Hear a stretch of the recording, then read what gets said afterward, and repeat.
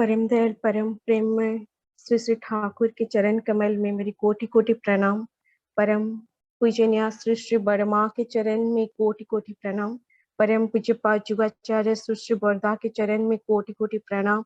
परम पूज्यपाद श्री श्री आचार्य देव के चरण में कोटि कोटि प्रणाम।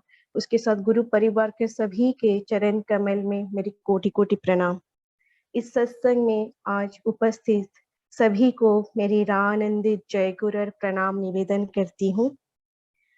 आज इस सत्संग में जिन्होंने भोग निवेदन किए हैं, राम अयोध्या सिंह दा, सर्व पहले मैं उनके मंगल कामना के लिए ठाकुर जी के चरण में प्रणाम निवेदन करती हूँ और इस सत्संग में उपस्थित सभी के सार्विक मंगल कामना करते हुए ठाकुर जी के चरण में पुनर्बार प्रणाम निवेदन करती हूँ। मैं आज बहुत आभारी हूँ कि डॉक्टर प्रेम प्रकाश जी ने मेरे को इस दिव्य भव्य सत्संग में कुछ जाजन करने के लिए सुझाव दिए हैं और आप लोगों के पास में और भी आभारी हूँ। जय गुरु माँ, जय गुरु माँ, अगर संभव हो तो आप वीडियो ऑन कर ले तो ज्यादा अच्छा रहेगा जी। और मैं सबके पास और भी ज्यादा आभारी हूँ क्योंकि आप लोगों ने सब मिलके इस जाजन सुनने की धैर्य रखते हैं, पेशेंस रखते हैं। इसके लिए मैं सबको धन्यवाद अर्पण करती हूँ। सबके मंगल कामना करते हुए ठाकुर जी के चरण में प्रणाम निवेदन करती हूँ। हम लोग इस दुनिया में जब मनुष्य जन्म लिए हैं तब हम लोग बहुत सारे जोनी हैं, जो हम लोग जो बोलते हैं 84 जोनी, वो सब क्रॉस करके हम लोग मनुष्य जन्म लिए हैं। उसके साथ पिता माता के मिलन से हमें ये जन्म मिला है। ये तो सच है, हम उसे इनकार कभी नहीं कर सकते हैं। फिर ठाकुर जी सत्यानुसार में बोल रहे हैं कि मनुष्य अगर जीव के जन्म में साधना होता है तब वो मनुष्य जीवन पाता है, और उससे ज्यादा साधना अगर उसके जीवन में होता है तब वो जीवन में गुरु ग्रहण करता है, और उससे अगर ज्यादा साधना होता है तो गुरु के रूप में वो पुरुषोत्तम को अपने जीवन में ग्रहण करता है। अगर उससे ज्यादा साधना है उसके जीवन में तो वो पुरुषोत्तम इष्ट के कर्म में अपना योग देता है। तो हम लोग ये सोचने का टाइम है कि हम लोग कितना भाग्यवान है, और उसके साथ हम लोग जो साधना किए हैं, हम लोग का जो प्रारब्ध है, उसी से हमें मनुष्य जीवन मिला है। और इस जीवन को हम कैसे जिएंगे, कैसे लेंगे, ये सब कुछ डिपेंड करता है मेरे ऊपर। हम जिसे भगवान बोलते हैं, जिसे भगवान मानते हैं, हम जिस भगवान की बात करते हैं, वो भगवान के बात हम आकाश के भगवान के बात हम लोग करते हैं। हम लोग ये सोचते हैं कि आकाश के भगवान आएंगे, मेरे जीवन में कुछ अलौकिक करके जाएंगे, ऐसे छू लेंगे तो मेरे जीवन में कुछ ना कुछ परिवर्तन हो जाएगा। अगर भगवान के पास इतना शक्ति है, जब श्री रामचंद्र के पत्नी माता सीता को रावण हरण कर रही थी तब कहाँ थी उनके शक्ति? जब रामचंद्र ने अपने पत्नी की रक्षा नहीं कर पाए तो वो मेरा क्या रक्षा करेंगे? जब रावण के साथ युद्ध करना था तब राम ने वो समुद्र में सेतु बनाने के लिए लोग को जुगाड़ किए, सबको मिला के सब मिलके वो सेतु को बनाए। अगर भगवान के पास इतना शक्ति है तो वो इसे छू लेते तो सेतु बन जाता ना। तो फिर वो कर्म क्यों किए? अगर भगवान के पास इतना शक्ति है तो वो ऐसे आशीर्वाद कर देते तो रावण का वध हो जाता, फिर वो युद्ध क्यों किए? क्योंकि भगवान भी अगर मानव जन्म लेते हैं इस जगत में, वो भी इस नियम को मानने के लिए बाध्य होते हैं, क्योंकि नियम के बाहर कोई नहीं है, वो भी कर्म से बाहर नहीं है। यहाँ पर रहना है तो कर्म ही करना पड़ेगा। तो वो भगवान वो नियम को, वो विधि को पालन करते हैं, तभी हम उन्हें विधाता बोलते हैं। हम लोग तो क्षार मनुष्य हैं, तो हम लोग कैसे कर्म से दूर भागेंगे? अगर मैं अपने हाथ में पंखा रख के बैठूंगी और बोलूंगी कि मेरे को हवा मिल जाएगा, ऐसा हो सकता है क्या? नहीं हो सकता है। हवा पाने के लिए मेरे को पंखा चलाना पड़ेगा। उसी हिसाब से अगर कर्म से मैं कभी अपने आप को दूर नहीं कर पाऊंगी, इस संसार में रहना है, इस जगत में रहना है, तो मेरे को कर्म ही करना पड़ेगा।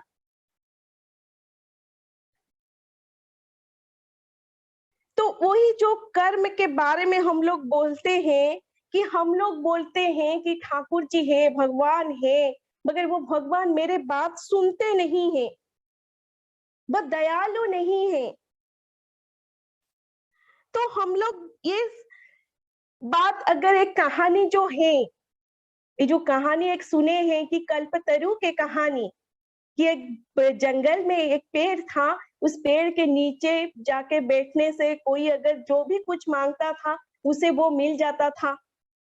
तो एक दिन एक पथिक ने जा रहा था उस जंगल में, वो बहुत थक गया था, तो वो जाके उस पेड़ के नीचे बैठा और सोच रहा है कि बहुत भूख लग रहा है, अगर उस पेड़ से मेरे को खाना मिलता है तो सच में यहाँ पर क्या है ना, भूत है और वो भूत आके मेरे को खा जाएगा। वही हुआ, वो भूत आया और उसको मार के खा गया, क्योंकि वो कल्पतरु है। जो जो जिस जिस जिन्होंने जैसे सोचता है उसे वो उसी तरह मिलता है। हमारा प्रार्थना भी उसी तरह है। हम लोग नहीं जानते हैं कि हम लोग क्या प्रार्थना करते हैं। हम लोग जो प्रार्थना करते हैं वो ही मेरे जीवन का दुख का कारण है, वो ही मेरे जीवन में विपद को लाएगा, ये अंदाजा हम लोगों को नहीं होता है। एक एग्जाम्पल देना चाहूंगा कि एक बाप ने अपने मन में क्या सोचता है कि मेरा बेटा बड़ा होगा, बड़ा ऑफिसर बनेगा, अमेरिका जाएगा, बहुत सारे अर्थ उपार्जन करेगा। एक दिन बेटा बड़ा होता है, ऑफिसर बनता है, अमेरिका जाता है, बहुत सारा अर्थ भी उपार्जन करता है, मगर फल में क्या मिलता है उस बूढ़ा बाप को? वो बेटा ऐसे पूछता भी नहीं है कि उसके वो बूढ़े बाप माँ बाप जिंदा है या मर गए हैं। फिर हम लोग क्या सोचते हैं कि अगर ये ना होता तो अच्छा होता, क्योंकि हम लोगों को पता नहीं है जीवन में, फ्यूचर में, भविष्य में कौन सा विपद मेरे जीवन में आने वाला है मेरे प्रार्थना से। हम लोग उसी तरह प्रार्थना करते हैं। हम लोग अपने स्वार्थ के लिए जो सकाम प्रार्थना बोला जाता है, हम लोग वही सकाम प्रार्थना अपने स्वार्थ संबंधित जन के लिए जो प्रार्थना करते हैं, वही प्रार्थना से मेरे जीवन कैसे बनेगा, मेरे जीवन के आने वाले कल में क्या होगा, हम लोगों को पता नहीं है। फिर हम बोलते हैं कि ठाकुर जी हमारे बात सुनते नहीं है, भगवान हमारे बात सुनते नहीं है, भगवान दयालु नहीं है। तो ये सोचिए कि भगवान दयालु है या नहीं है।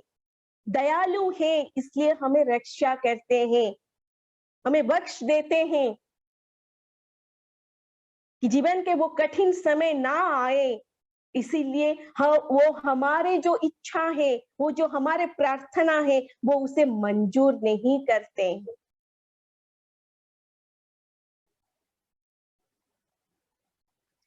तो एक दिन एक घटना में बोलती हूँ कि एक दिन एक टोपी वाला था। वो क्या कर रहा था ना, एक पेड़ के नीचे बैठ के झूड़ी में टोपी रख के टोपी बेच रहा था। उसे थकान लगा तो वो सो गया। जब सो के उठा तो वो देखा वो झूड़ी नहीं है, वो टोपी भरा झूड़ी उसके सामने नहीं है। तो वो घबरा गया, कहाँ गया वो टोपी। तो जब वो इतना परेशान होके ऊपर देखा तो ऊपर में देखा कि ऊपर बैठा हुआ हर एक बंदर ने अपने माथे पर टोपी पहना है। वो देख के आश्चर्य हो गया कि क्या होगा, सब टोपी गया, पैसा गया, सब गया, क्या करेगा वो। तो इतना परेशान होके वो क्या किया ना, अपने माथे पर जो टोपी था उसे निकाल के फेंक दिया। जब वो अपने माथे पर टोपी निकाल के फेंक दिया तो पेड़ पे बैठा हुआ हर एक बंदर क्या किया ना, अपने माथे से टोपी निकाल के नीचे फेंक दिया। विज्ञान यही बोलता है कि हम लोग क्या है ना, बंदर के इवोल्यूशन से बने हैं। ये जो बंदर है वो हम लोगों का एंसेस्टर है। तो विज्ञान के हिसाब से जो बानर का जो गुण है, कुछ कुछ गुण हमारे अंदर भी है, उनका जो खून है हमारे अंदर भी है। तो बानर जैसे देख के जो करता है हम लोग भी वही करते हैं। हम लोग मनुष्य जीवन पाए हैं ये सच है, बट हम लोग क्या करते हैं, जो सामने वाला मेरे साथ जैसे आचरण करता है, जैसे बिहेवियर करता है, जैसे बातचीत करता है, वही हम लोग उसे रिटर्न में भी देते हैं। कोई हमारे साथ हमें गाली देता है, हम भी उसे गाली देते हैं। कोई हमारे साथ कोई मंद आचरण करता है तो हम भी उसके साथ मंद आचरण करते हैं। कोई हमें पत्थर फेंकता है तो हम भी उसे पत्थर फेंकते हैं। तो हम भी वही बानर हैं। तो वो बानर और हमारे अंदर क्या फर्क है। हम लोग खुद को मनुष्य बोलते हैं, मानव बोलते हैं। वो मनुष्य शब्द आए है मन धातु से। उस मन का मतलब है क्या ना, अस्तित्व। ये जो अस्तित्व की बात करते हैं हम, सत्ता की बात करते हैं हम जो बीइंग के बात करते हैं, वही सत्ता मेरे अंदर है। हम लोग ये सोच नहीं पाते हैं कि कौन सा चीज मेरे सत्ता के सत्ता पोषण है, पोषण ही है। वो सत्ता को धारण करके रखेगा।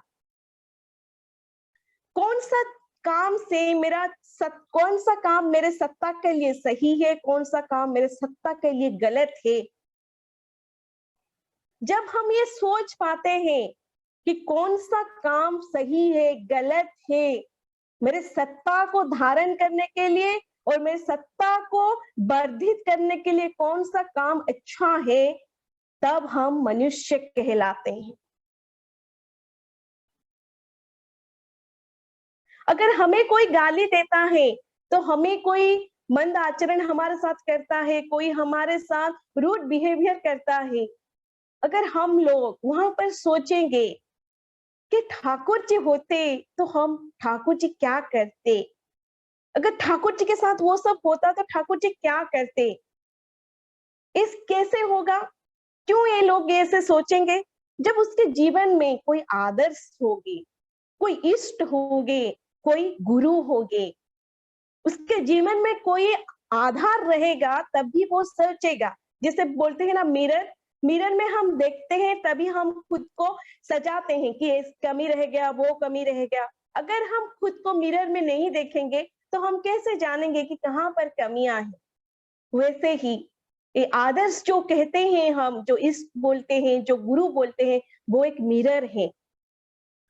हम उनके अंदर खुद को देखते हैं, हम कैसे हैं, कैसे चलन में हम चलते हैं, हम कैसे व्यवहार करते हैं मेरे गुरुजन के साथ, मेरे लघुजन के साथ, मेरे परिवेश के साथ। जब हम ये सोच के अपने बुद्धि लगा के सामाजिक रूप से जो काम करते हैं, उसे क्या बोला जाता है ना, वही सब चीज धीरे धीरे, उसे सहजात नहीं बोला जाता है। वही सब चीज करने से क्या होता है, हमारे अंदर ठाकुरत्व तो जागृत होता है। अगर वो सब नहीं करेंगे अगर हमारे अंदर वो ठाकुरत्व को जागृत नहीं करेंगे तो कोई भी मेरा केंद्र नहीं, कोई भी मेरा ठाकुर नहीं, वो मेरा भी नहीं कि आपका भी नहीं।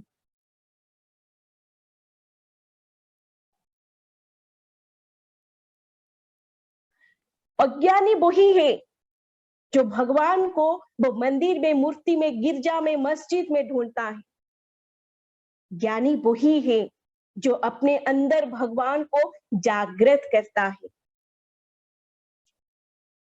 वही चीज हम लोगों के जीवन में, इसीलिए सबके जीवन में आदर्श रहना जरूरी है। तो वो खुद को परखेगा कैसा है, वो उसका चलन कैसा है, उसका चरित्र कैसा है। जब वो खुद को उनके हिसाब से धीरे धीरे चलाने लगेगा, धीरे धीरे ठीक करने लगेगा, तो वो क्या बन जाएगा, उसके साथ सहजात बन जाएगा, उसके साथ ही रह जाएगा। तो वो ही सहज ढंग से करने की चीज को ठाकुर बोल रहे हैं संस्कार। उसे ही बोला जाता है संस्कार, कि हमें वो हमारे जीवन में ऐसे ढूंढ जाता है ना कि हमें सोचना नहीं पड़ता है कि वहां पर ठाकुर जी होते तो क्या करते। हम अपने उनके हिसाब से ही कर लेते हैं वो काम। उसे ही बोला जाता है कि संस्कार। कि एक एग्जाम्पल, हम लोग मल त्याग करने के लिए टॉयलेट जाते हैं, ये हम सोचते नहीं कि यहाँ पर क्या करना चाहिए, हम जानते हैं कि यही करना चाहिए। तो उसे ही क्या बोला जाता है ना, उसे ही संस्कार बोला जाता है। यही संस्कार से क्या होता है कि मनुष्य के जो चिंता, उसके चेतना, उसके भावधारा, सब कुछ में परिवर्तन होता है। वो ठाकुर जी के ठाकुर जी ने जो जैसे सोचे थे कि कैसे मनुष्य चाहिए उनको, उन्हीं के हिसाब से हम खुद को बनाते हैं। कि कोई देख के हमें, हमारे चलन, हमारे आचरण को देख के वो बोलेगा कि ये ठाकुर मानुस है, कि ठाकुर के संतान है। हमारा चलन ऐसा होना चाहिए। हमारा जाजन जो बोलते हैं, ठाकुर बोलते हैं कि जाजन वही है जो चरित्र बोलता है। कोई मूर्ख होगा कि हमें देख के ये भी बोलेगा, पूछेगा कि तुम्हारा ठाकुर कैसे है। हम यही बोलेंगे कि मेरा ठाकुर मेरे जैसे हैं, आमार मातुन है ठाकुर। यही है जीवन। ऐसे ही प्रकाशित होते हैं ठाकुर, वो ठाकुरत्व तो हमारे अंदर। ठाकुर जी बोल रहे हैं कि हम लोग सोचते हैं कि ठाकुरत्व तो जागृत हो जाने से सब कुछ हो गया, यहीं पर खत्म हो गया। ठाकुर जी बोले ये तो सिर्फ एक भाव है। एक भक्त जिज्ञासा कर रहे हैं, उनसे पूछ रहे हैं कि ठाकुर जी आप कहाँ पर रहते हैं। भगवान बोल रहे हैं ना हम तिष्ठामि वैकुंठे जोगिनम हृदयनम नाच। ना हम वैकुंठ में रहते हैं, ना हम जोगी ऋषिगण के हृदय में रहते हैं। हम तो वही रहते हैं जहां पर हमारा कीर्तन होता है, गुणगान होता है।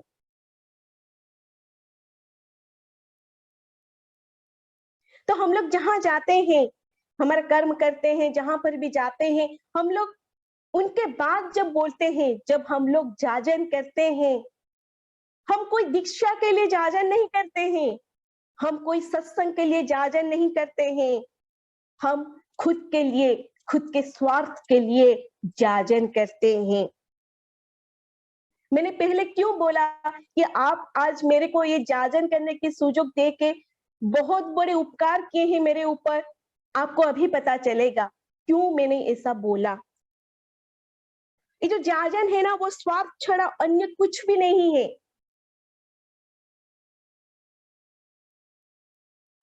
क्यों ऐसा क्यों बोला जाता है कि जाजन ये जो करते हैं तो हम लोग का वो स्वार्थ के लिए हम करते हैं?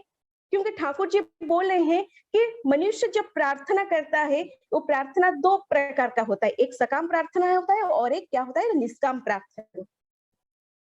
ये जो सकाम प्रार्थना होता है, मनुष्य खुद के लिए, अपने पति पत्नी, बच्चों, परिवार, घर के लिए करता है। जो उसके स्वार्थ संबंधित जन है उनके लिए प्रार्थना करते हैं। मगर जिसके साथ मेरा कोई स्वार्थ नहीं है, जब संपर्क नहीं है, मैं उनके लिए जब प्रार्थना करती हूँ, मेरे वो दादा के लिए जब प्रार्थना करती हूँ, वो माँ के लिए जब प्रार्थना करती हूँ, वो बहन के लिए जब मैं प्रार्थना करती हूँ, उसे क्या बोला जाता है ना, निष्काम प्रार्थना। इन दोनों प्रकार प्रार्थना में भगवान सकाम प्रार्थना को कभी ग्रहण नहीं करते हैं, कभी नहीं करेंगे ग्रहण, क्योंकि इस सकाम प्रार्थना में क्या होता है ना, हम जो पहले बोल रही थी मैं, कल्पतरु, वही होता है मेरे जीवन में। हम अपने जीवन में वही विपद को लाते हैं सकाम प्रार्थना से। यही जो निष्काम प्रार्थना हम लोग करते हैं, ये जो जाजन करते हैं, उससे हम लोग क्या करते हैं ना, अपने लिए बंधु जुगाड़ करते हैं, अपने लिए प्रार्थना करने वालों को जुगाड़ करता है इस समाज से। उन लोगों से हम प्रार्थना करवाएंगे अपने लिए, वही होगा निष्काम प्रार्थना। जब दूसरों ने मेरे लिए प्रार्थना करते हैं, तब मेरे हर एक मनोकामना, मेरे हर एक इच्छा पूर्ण होगा, वही ठाकुर बोल रहे हैं, वही निष्काम प्रार्थना है। ठाकुर जी बोल रहे हैं कि खुद के लिए प्रार्थना करने वालों को जुटाओ इस समाज में।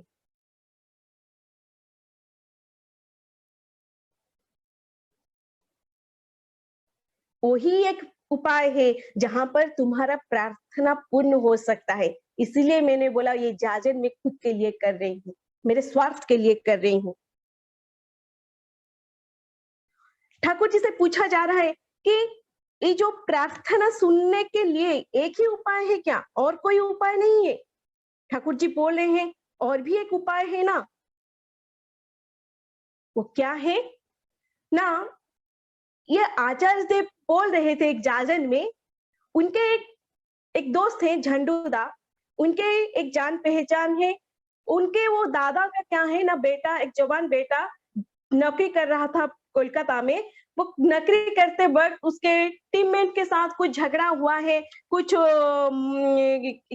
ऐसे परिस्थिति क्रिएट हुआ है, जिससे वो लोगों ने क्या है ना, उन्हें सब मिलके उन्हें जहर दे दिया है। वो जहर का असर इतना था कि वो क्या है ना, जाके हॉस्पिटल में एडमिट हुए हैं, पर हॉस्पिटल वो कोमा में चले गए हैं।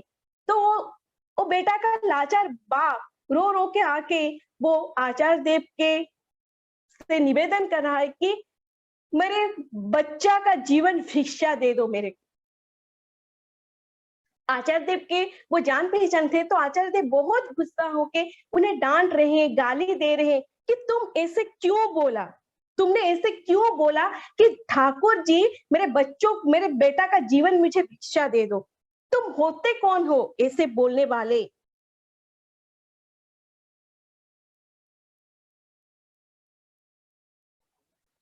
तो वो ठाकुर जी बोल रहे हैं कि एक अगर एक आचार्य देव बोल रहे हैं कि एक उदाहरण अगर लेंगे, तो जो बच्चा होता है जब रात को वो रोता है, तो माँ को पता चल जाता है कि बच्चा किस लिए रोता है। अगर उसका कपड़ा गीला हुआ है इसलिए रोता है, या उसे भूख लग रहा है इसलिए रोता है। वो बच्चा मन से उस अपने मुंह से कुछ नहीं बोलता है, सिर्फ रोता है। वही रोने से उस माँ को पता चल जाता है कि उसे क्या करना चाहिए, वो करता है और वो उस बच्चा का रोना भी बंद हो जाता है। आचार्य बोले अगर माँ एक मनुष्य होके अपने बेटे का मन को परख सकता है, जान सकता है बिना बोले वो बच्चा, तो ठाकुर जी क्या हम लोग को समझ नहीं पाएंगे? वो क्या इतना ना समझ है? वो क्या नहीं जानते हैं हमारे लिए क्या अच्छा है क्या बुरा है? हमें मांगना पड़ेगा वो सिर्फ। उनके अंदर ये समझ नहीं है क्या? तो आचार्य देव बोल रहे हैं वो दादा को, तुम ऐसे प्रार्थना क्यों किए? तो फिर वो पूछ रहे हैं वो बाप से कि डॉक्टर ने क्या बोला? वो दादा बोले डॉक्टर ने बोला कोई चांस नहीं है। तो आचार्य देव फिर वो दादा से पूछ रहे हैं कि आपके बाप का मन क्या बोला है? वो बोल रहे हैं कि मेरा मन भी वही बोल रहा है, कोई आशा नहीं। तो आचार्य देव वो पूछ रहे हैं कि दोनों फेल है? वो बाप बोल रहे हैं कि हाँ दोनों फेल है। तो फिर आचार्य देव बोल रहे हैं कि जाओ वो ठाकुर के पास, मन खोल के, हृदय खोल के बोलना, कोई कपट कोई छल मन में नहीं रखना, सीधा जाके ये बोलना, मैं एक लाचार बाप हूँ, उसका इलाज करवा रही हूँ, मेरा बेटा का इलाज करवा रही हूँ, जिसका प्राण अभी जाने वाला है। अगर प्राण जाने से, मृत्यु आने से यदि मंगल है, मृत्यु ही आने दो।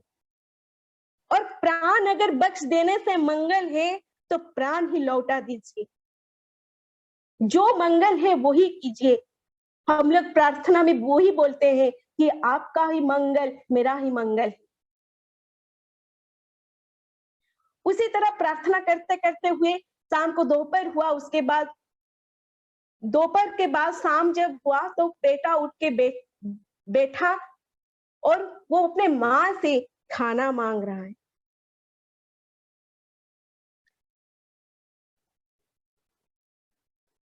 हम लोग रामायण में देखे, महाभारत में देखे हैं कि भरी सभा में वो द्रौपदी को नंगा किया जा रहा, और बेचारी औरत दोनों हाथ से खुद को रक्षा करने की कोशिश कर रही है।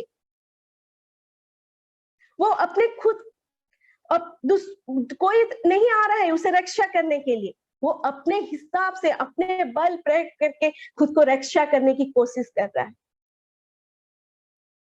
फिर देखता है वो राक्षस वो उसका कपड़ा हरण कर रहा है।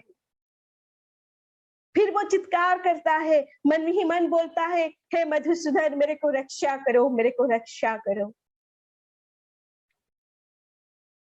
नहीं हुआ। वो क्या करता है, एक हाथ से अपने कपड़े को ऐसे पकड़ के और एक हाथ ऊपर करके प्रार्थना करती है, हे मधुसूदन मेरे को रक्षा करो। फिर भगवान बोलते हैं, एक हाथ से खुद की रक्षा करे और एक हाथ से प्रार्थना करे, ऐसे नहीं चले। जब द्रौपदी देख रहे हैं कि इतने जोर से वो दुशासन क्या कर रहा है ना, कपड़ा खींच रहा है कि ये फट जाएगा या शरीर से निकल जाएगा, तब वो क्या किए, पूर्ण हाथ से, दोनों हाथ से वो क्या किए ना, प्रार्थना की, हे मधुसूदन अभी मेरे को रक्षा करे। जब वो अपने दोनों हाथ ऊपर उठा लिए, खुद को पूर्ण समर्पण कर दिए भगवान के चरण में, तभी भगवान के उनके रक्षा किए, उनके प्रार्थना सुनी। पूर्ण समर्पण, अगर हम पूर्ण समर्पण करेंगे भगवान के चरण में खुद को, वही भक्ति, वही सेवा, वही प्रेम के साथ, तभी जाके हम लोगों का प्रार्थना पूर्ण होगा। वही समर्पण चाहिए सबके अंदर। ठाकुर जी और कुछ बड़ा बड़ा चीज हमसे मांगे नहीं है, यही तो मांगे हैं, पूर्ण समर्पण। उनको लेकर ही चलना है जीवन में, पूर्ण समर्पण करके चलना है कि जो करना है मेरे को उनके हिसाब से करना है, उनके हिसाब से जीना है मेरे को, उनके सिवा मेरा और कोई नहीं है। यहाँ पर हम लोग जिसे देखते हैं, अपने पति हो, पत्नी हो, बच्चा हो, माँ हो, बाप हो, सब तो एक माया है, एक ना एक दिन वो जाएंगे, सब जाएंगे। तो कोई रहेगा तो एक ही है, वो भगवान ही रहेंगे हमारे अंदर। हमें उन्हें जिंदा रखना है, जागृत करके रखना है। वो ठाकुरत्व तो, वो भगवान को हमें अपने अंदर जागृत करना है। वही आएगा जब हम समर्पण करके करेंगे, खुद बचेंगे और दूसरों को बचने के लिए सहयोग करेंगे, तभी सबका मंगल होगा। इसलिए मैंने पहले बोला था कि जाजन मैं खुद के लिए कर रही हूँ, मेरे मंगल के लिए कर रही हूँ, मेरे स्वार्थ के लिए कर रही हूँ, मैं बंधु जुटा रही हूँ, मेरे लिए कोई निष्काम प्रार्थना करे, मेरी इच्छा पूर्ण करने के लिए कोई प्रार्थना करे। इसी तरह मैं आप सबके मंगल कामना करते हुए ठाकुर जी के चरण में पुनर्बार प्रार्थना करती हूँ। वंदे पुरुषोत्तमम, वंदे पुरुषोत्तमम, वंदे पुरुषोत्तमम। जय गुरु माँ।